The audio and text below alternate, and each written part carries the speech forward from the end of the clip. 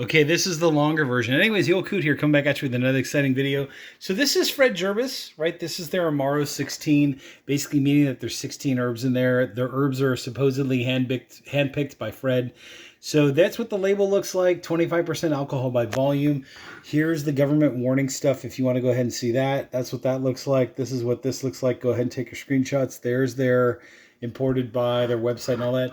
And then this side is the fun side. This basically is telling you that they're handcrafted with 16 herbs. You kind of get that sense. Crafted in East Italy, right? Great dedication, very limited quantities. Product of Italy.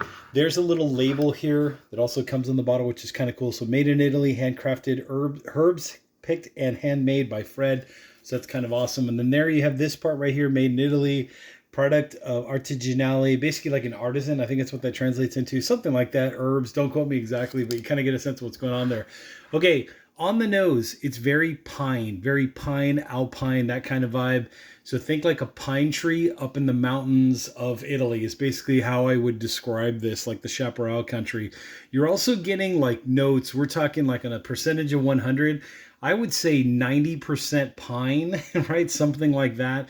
And then you're getting a little bit of like eucalyptus, menthol, not really menthol, but more like camphor. I would say like the camphor vibe, and then you're also getting some sage, rosemary, and thyme, that kind of stuff, like alpine-y kind of herbs.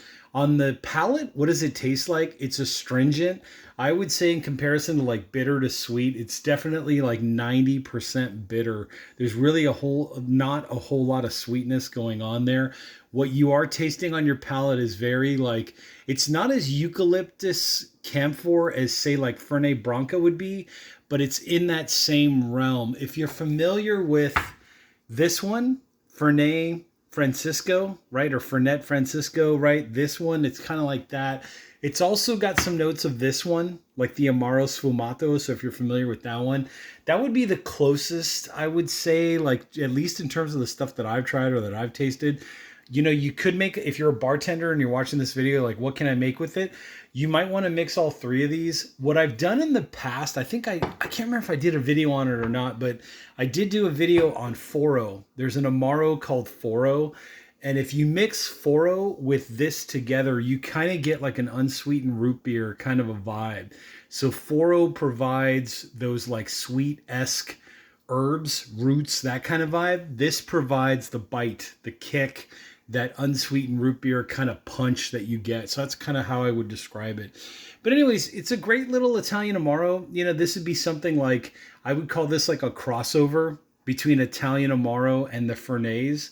So, you know, if you're interested in like, you're past Aperol and Campari, right? And you've maybe explored like Amaro di Torino, maybe you've explored like even the Cynar, you know, kind of realm. And now you're like, okay, what's the next step? Maybe before jumping to the Fernets or the Fernet Brancas, you know, that kind of vibe. You might want to try this and see, you know, how you feel. But just know, I cannot say this enough. It's definitely something up for a more advanced palate. This is like the sophomore that went to college that gained some knowledge that's now going to go back for junior year, you know, like that kind of vibe. So just know what you're getting yourself into. In a cocktail, you know, pretty much sky's the limit. If you're looking for something that has a little punch or a bite or a kick or something to just throw off your audience, you know, like you're mixing a drink as a bartender, you're like, you want to just shock somebody. Like maybe somebody comes to you and says, I don't like the sweet stuff. I like more of like, you know, the more alcohol forward stuff. You might want to try something like this. And even though there's only 25% alcohol by volume, this will give a beverage that kind of punch and that hit. So anyways, I hope this video does help someone out there. What you can do if you do mix all three of these together and throw in some Foro, you basically have like a senior level college root beer. That's basically how I would describe it. Like an unsweetened root beer is basically, you know, the vibe with like that pine kind of undertone to it.